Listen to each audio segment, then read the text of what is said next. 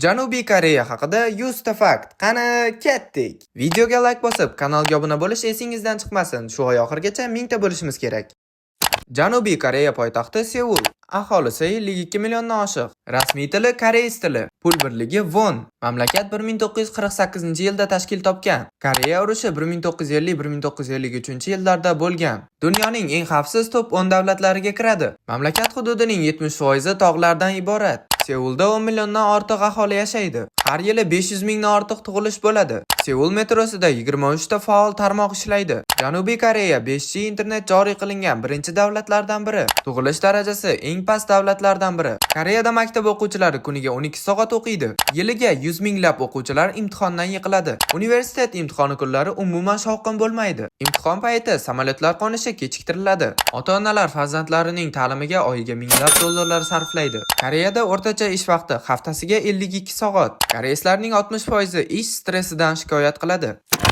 Ishdan erta chiqish yomon odat hisoblanadi. Koreyada har yili minglab odamlar o'z ish joyini yo'qotadi. Dam olish kunlari juda ham qisqa bo'ladi. Seulda 100 mingdan ortiq Wi-Fi nuqta bor.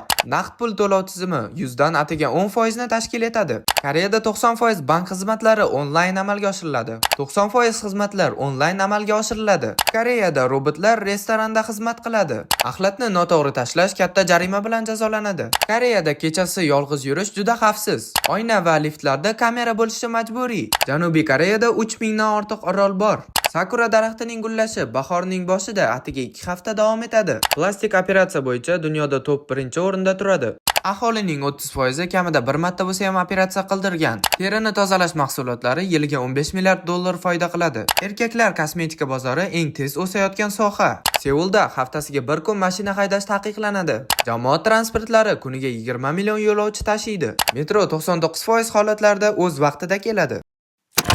Aholining ko'p qismi elektromobil haydaydi. Yiliga 12 mingdan ortiq aholi o'z joniga qasd qiladi. Bunga asosiy sabab ish va o'qishdagi stresslar. Erkaklar o'rtacha 33 yoshda uylanadi. Ayollar esa 31 yoshda turmushga chiqadi. Yoshlarning 60% nikohni hatto rejalashtirmaydi. Janubiy Koreyada uy narxlari so'nggi 10 yilda 2 baravarga oshgan. Bolali bo'lish xarajati bir bola uchun 200 ming dollar. Bola o'rniga koreyslar it boqishni afzal ko'rishadi. Koreys komikslari manhva deb ataladi. Ko'plab koreys dramalar va seriallar manhva asosida suratga olinadi. Manhva bozori yiliga 1 milliard dollardan oshiq foyda qiladi. Koreys kimchisining 200 dan ortiq rasmiy turi mavjud. Koreyslar yiliga o'rtacha 50 kilogramm kimchi yeydi. Ko'cha ovqatlari bozori yiliga 5 milliard dollar foyda qiladi. Aholi achchiq ovqat iste'mol qilishni yaxshi ko'radi.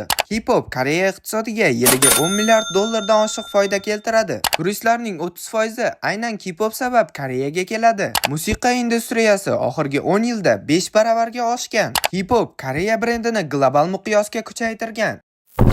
Koreya yiliga 150 dan ortiq drama ishlab chiqaradi. Koreys drama eksporti yiliga 500 million dollardan oshadi. Netflixda koreys kontenti top 5 eng ko'p ko'riladigan davlatlar qatoriga kiradi. Koreys dramalari 190 dan oshiq davlatlarda tomosha qilinadi. Har bir koreys dramasining bir epizodi 1-2 million dollarga tushadi. Hozir Koreyada 100 mingga yaqin o'zbek yashaydi. Koreya internet tezligi bo'yicha dunyoda yetakchi davlatlardan. Samsung, Hyundai va Kia brendlari koreys brendlari hisoblanadi. Samsung daromadi Koreya yalpi ichki mahsulotining 15% ga teng. Samsung eksporti mamlakat umumiy eksportining 20% ga teng. Kompaniyada 270 mingdan ortiq odam ishlaydi. Aholi kuniga o'rtacha 6 soatdan kam uxlaydi. Taekwondo Koreyada yaratilgan sport turi. Hanbok Koreyaning maxsus milliy kiyimi. Koreyaliklar choy va kofe ichishni juda yoqtiradi. Seulda 15 mingdan ortiq qahvaxonalar bor. Gangnam Style qo'shig'i dunyoda eng ko'p rekordlarni o'rnatgan. Koreyada har 4 fasl ideal. Koreyada aholi juda zich. Koreyadagi poyezdlar eng tez yurar poyezdlar hisoblanadi.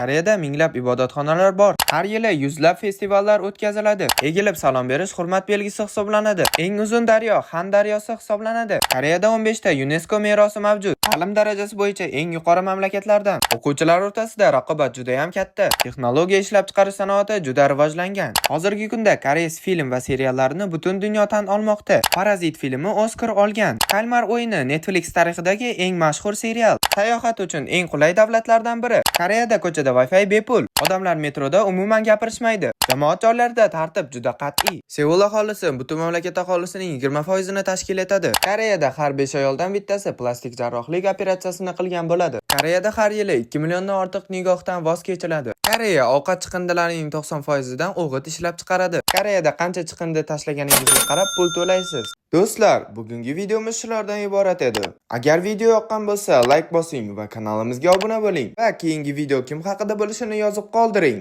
Sizlar bilan Azik Uz K-pop kanalida bo'ldi. Keyingi videolarda ko'rishguncha